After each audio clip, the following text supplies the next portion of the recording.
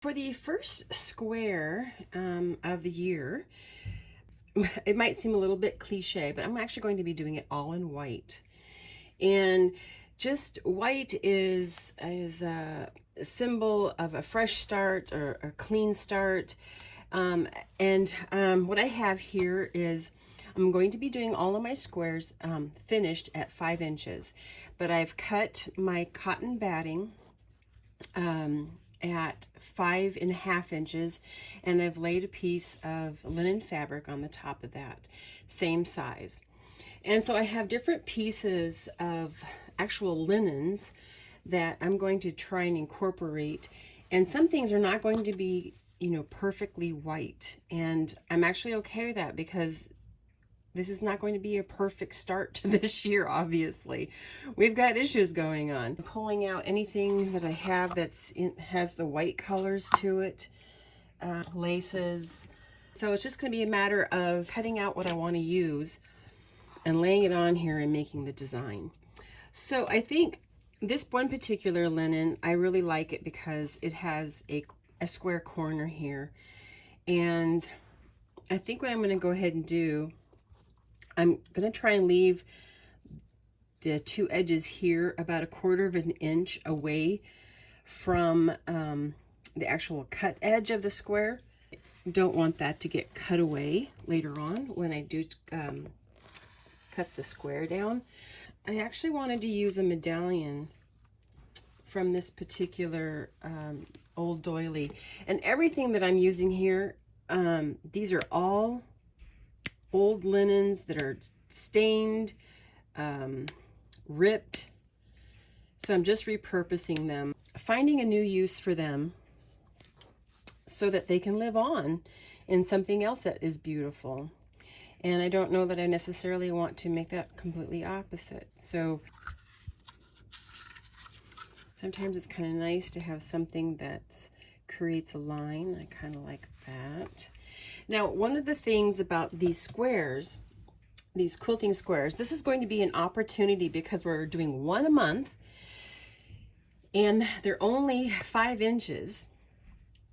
This is your opportunity to actually do some hand sewing that maybe you wouldn't normally have done. If you have been strictly a machine quilter and have never done any kind of hand stitching, this is your opportunity to give that a try. And I got a little piece of rickrack here we could lay across there.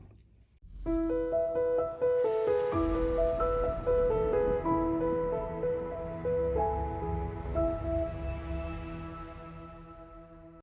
also have some buttons. You don't have to worry about buttons getting hung up on something or getting ripped off because it's, on a quilt. I have some pretty awesome crystal and glass buttons. I mean, we could be doing something, right here on that. I do love the incorporation of brass buttons as well. Might use that. There's a silver one. And I don't know, I'm kind of liking that. My intent is to finish each square off as its own individual piece. And this has got quite a shank on it, so I'm kind of thinking maybe I might go something a little more flat. But I also have like little brass stamps that can be used. It could even be used under buttons to accentuate them a little bit more. Yeah, I'm liking that. It's pretty. I also have another button here that has a flower design within it, which is kind of pretty too. So I'm kind of liking the brass stamp there. It does, that's a little bit too close in size, I think, to that one over there. So I think I'll stick with the smaller button so that I have 3 different sizes. And, don't be afraid to change your mind and to go with something different. If I have a button that maybe there's too much going on with the brass stamp and to have something, this has got a lot of cuts going inside of it. This one's a little more plain. that might come across a little bit better. I'm kind of looking at these. This is winter, and like this particular shape here reminds me a lot of a snowflake. So seeing how we're in the middle of winter, I just ordered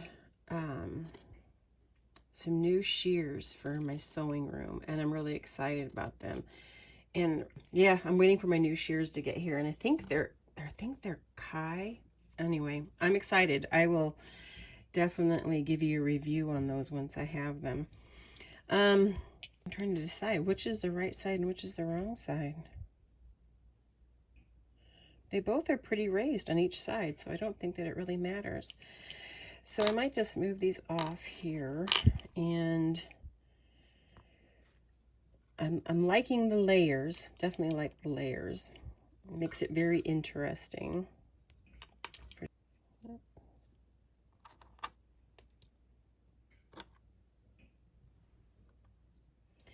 Yeah, I'm kind of liking that. I think I'll go with that, and then I'll be adding more details when I do some hand stitching and all of that. If you need to, take a picture of what you've put together so that you can remember how to put it back together when you're after you've taken it apart. Just so that things don't move around on me, I'm going to use my glue stick.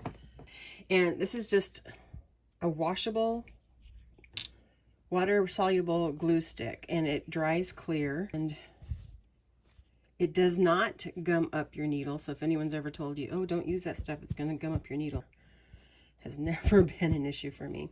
You can also pin in place whatever works for you.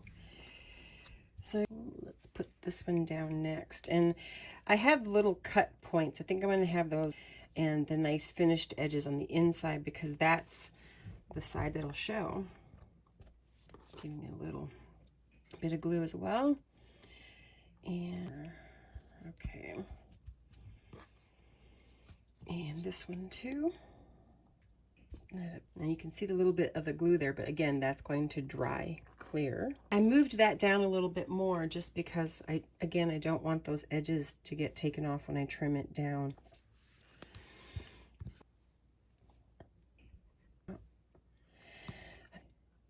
Take this to my iron real quick, put a pressing cloth on it, and then just give it some heat to dry that glue a little faster.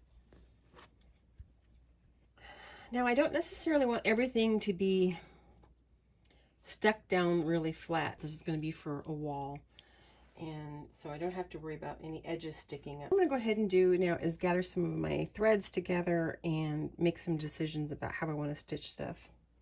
I have a sulky thread that I'm actually going to be using here, and let's see, that's all the information I have. This does not say the weight of the thread. It's a white thread, has a really beautiful sheen to it. You use what you want to use. And as far as my needle is concerned, just your own personal preference, again, based on the thread that you're using. And I think what I'll do first is just go across and sew down the rickrack here. And I'm coming in from underneath just to hide my knot. I'm just going to stab up and down in the rickrack, and that's just going to tack it down and keep you. When you're coming from underneath, you can actually space it quite a bit so you're not super close with all your stitches. But when you're going down, I like to keep my stitches pretty small. And I'm going to go ahead and just pull that pin out of my way. Can't even see the stitch. And so again, I am not from underneath. I'm going from one zig to the other zig, but from underneath. But on top, I'm going down pretty close to where I came up, just so that you don't see that particular stitch. So I will go ahead and do that all the way across on this rickrack. So as I am sewing this rickrack down, just wanted to talk a little bit about this project. And if you are deciding to do this challenge, you don't have to do the hand sewing either. You know, like I'm doing. If you're like totally turned off by hand sewing, don't do it. That I find to be very relaxing. Gosh darn it. There we go. But maybe for you, it isn't relaxing. And so I certainly don't want this to be a chore or something that you're going to dread doing.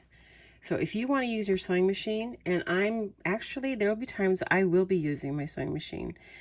I will probably be doing on some of my squares, I will probably be doing machine quilting, machine embroidery, all of it. So yeah, there's no rules. You work it how you want to work it.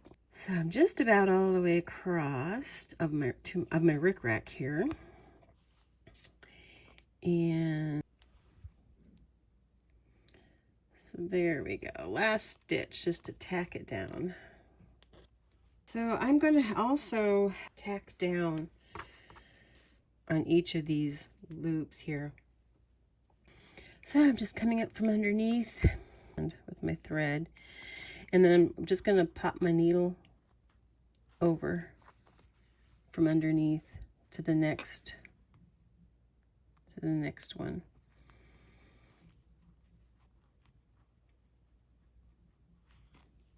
If you watched one of my previous videos, I have one that I show a little ornament deal that I make using little scraps of fabric, and I ended up doing quite a bit of embroidery. And so I think I will actually on this one, I will do some embroidery with this one too. And if you enjoy embroidery, I encourage you to give it a go on your piece as well. Make this texturally appealing to the eye. I went ahead and tacked down this edge of the lace as well. And when I get done with a certain section, even though the next section is like right next to it, I like to at least knot my thread. I feel like the piece is not compromised because it's got knots in between. So continue tacking down, and I'm just going to go along this whole edge right here as well as this edge here. I went ahead and tacked down all the little motifs that I have on here. One of the decisions that I have made in my color choices for this when I'm doing the embroidery is that any of the colors of threads that I'm going to use, I want to use something that's very pale. I don't want any strong colors introduced into this piece. And so, you know, right now I've got this really super pale gray. I'm just doing this stitch kind of just down along this edge of the square. And I think I will be doing some French knots along this, kind of treating it almost like it's some kind of a vine or something like that. So, so yeah, that's kind of my thoughts on it right now at this moment. And I'll just keep doing this for a little bit. Got to get that out of my way here. And one of the things you can do, obviously, if you're going to do hand stitching and you prefer using embroidery hoop, by all means, use an embroidery hoop. You might want to make your piece a little bigger. And that depends on how big of an embroidery hoop you have. But you can always cut and trim down your square when you're done to the size. If you're planning on doing the finished 5-inch squares. I'm going to go ahead and keep doing this, and I'll come back and show you what I've got so far after a little bit here. So this is what I did down here. Actually, I'm going to go ahead and bring it down this way as well. And I think I'm going to make it run past the first one just on this edge over here. I think whatever I choose for flowers, definitely I will, oops, get on the wrong side of that. I will definitely choose something very pale. I don't want any colors that are super saturated. I'm kind of doing that white theme, but also I want that winter snowflake look too.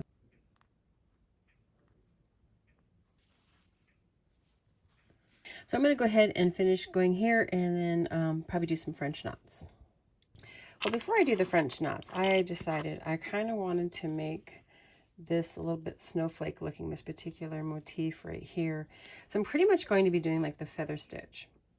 I did draw in some lines, and they're heat erased, but I will be going right over those lines, so hopefully. I'm pretty much doing the, like I said, the feather stitch, although I'm just making a little more, changing it up just a tiny little bit, because I want the V stitches to indicate like a snowflake. So if that makes sense. I kind of ended these two stitches pretty close to one another so that it just kind of looks more like a V stitch versus, where they're staggered. And I think with each one, what I want to do is make them come out a little further away from the central line.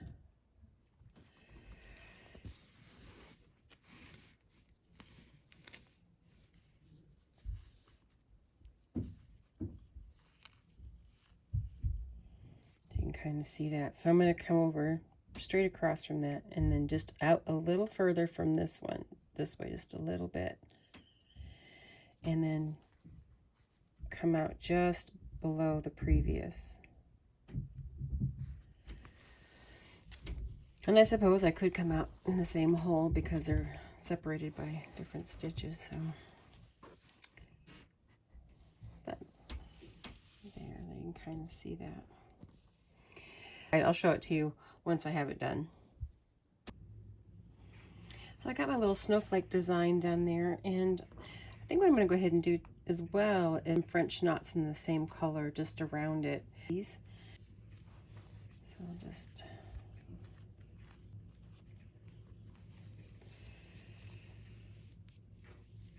kind of like that. So I think I'll do that on the ends of the V's, the different ones, and scatter them around within this motif. Snowflake down, I got the French knots around that.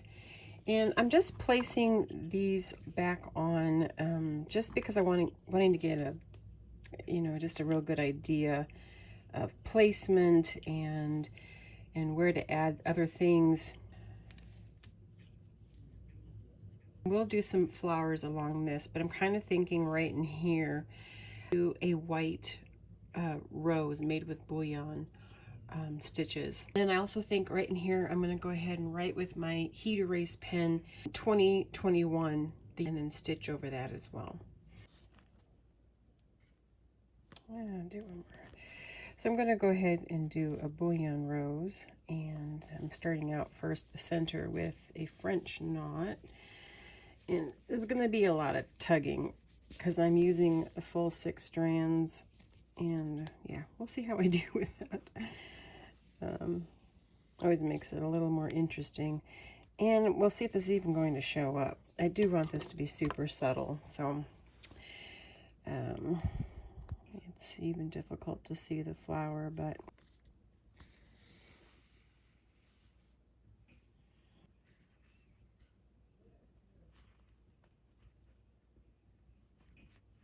I don't want to make this too terribly tight when I coil, because I will have a very difficult time pulling the thread through.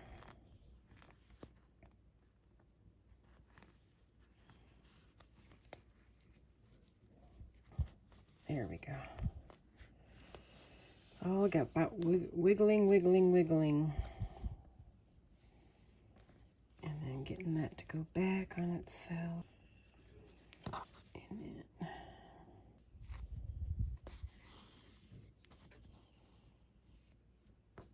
this side of that petal, make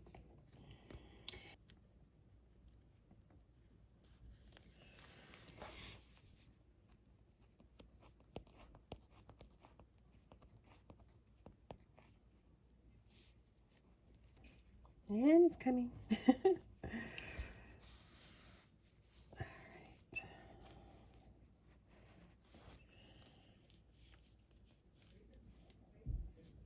And then just pull that down to that.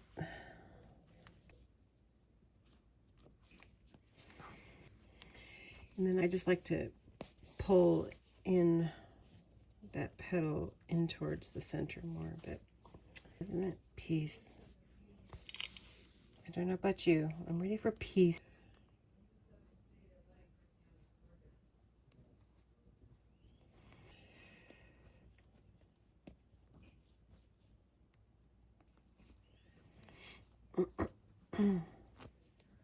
Must have gotten the last coils kind of tight there.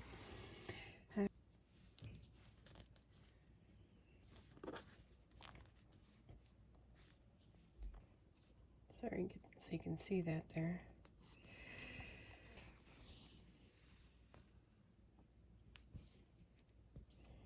All right, so that's what we have so far. I got 3 petals going around the center there. I'm going to go ahead and keep doing some more of these, and I'm not going to bore you with the task of watching. So I'll come back and show it to you when I have that done. I haven't sewn the buttons on yet. They're just been placed there. I wanted to show you what I've decided to do.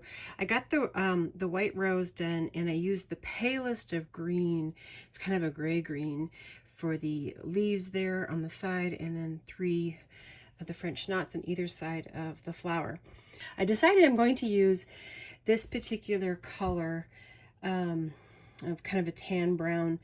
It really, I don't know, I think it takes the bronze that we're using in these particular components right here, and I'm going to carry that color over here with the French knots that I use to symbolize the flowers on the feather stitch. I have 3 strands here, so sometimes I'll do like 3 or 4 rotations. If I have 6 strands, I tend to do just 2 wraps on the needle. Go ahead and finish doing more of these French knots, and then I'll come back and we'll do some trimming then. I will do some trimming of the square, getting it down to the 5-inch square size. I'm kind of wanting to do French knots on all of the ends that come out from this feather stitch. And I think you will find that very boring to watch me do all of that. So I will just come back after I have that all done and show it to you. All right, I have the year on there, and I did use the heat to get rid of the actual marker, the pen mark. And I'm going to go ahead and trim this now. I'm going to take the smallest amount off this edge and the bottom edge here, just because I want to keep as much of the scalloping of the lace as possible on there. And it's going to take a few times, especially with that lace up there. There we go. Okay, I've got that edge. I'm going to turn it, making sure that's square. Okay, I think we got it. Line up my ruler on the 10-inch line. Down. And then turn that again. Just making sure it's at 5 inches. So there is the square, all trimmed down to 5 inches. And I'm going to go ahead and do the border sewing on the machine. I decided for this square that I am going to edge it with a cotton cord. And how I'm going to do that is I have this 2mm cotton cord. Probably got this somewhere like Walmart or Joann's, something like that. So I'm setting my machine to a zigzag stitch, 3.0 stitch width, I think. Yeah, that looks good to me, I think. I'm going to go ahead and start with the bottom edge. I'm just going to run the center of the foot along the raw edge of the square, and it will just jump right over and pull that cord right in. Now, one of the things you can do, just to keep a tight hold on it, if you feel better about it, you can extend that end way back to the back and hold on to it while you get started with it. I'm just going to check my... Actually, I'm going to go ahead and widen my stitch to a 3.5. It's not quite going over far enough for me. Yep, perfect. So for me, the 3.5 works great. So I'm going to go ahead and stitch this on all the way around. And just pretty much like anything else, when you get to the corner, just, put your needle down in your work. And I will be running this through with another pass, and on the second pass I'm going to widen my zigzag by a 1/2 millimeter. I'm also going to be shortening my stitch. Right now this is just mostly just to catch that cord in there, and then I'm going to be doing more of a satin stitch around this cord to give it a better finished look. So I'm going to go ahead and continue around doing this, and then when I get to the second round, I will show you what I'm changing it to, just so you have an idea how that will look. So I'm getting around to where I started, and so I want to trim that.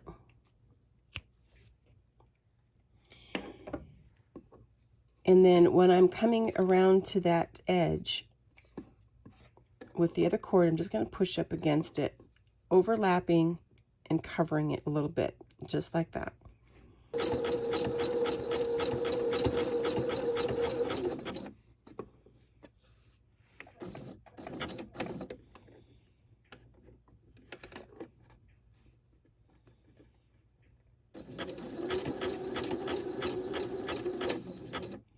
Okay, when I feel like it's actually covered that pretty well, I'm going to bury my needle, lift this up and cut it off. Now, if you have a stylus or a seam ripper or anything like that, and you feel like you need to get in there with that and hold it in, tuck it in tight until at least the needle gets a hold of it, you can do that. But I think mine's holding up pretty well right there. Okay. So I'm going to go ahead now, and I'm going to widen my stitch by a 1/2 centimeter. I'm up to 4 now. Also at this point, I'm going to decrease my stitch length. This is where I'm wanting to get more closer to a satin stitch here. So I have decreased my stitch length on the zigzag to a 2.0, and I'm going to go ahead and go all the way around again.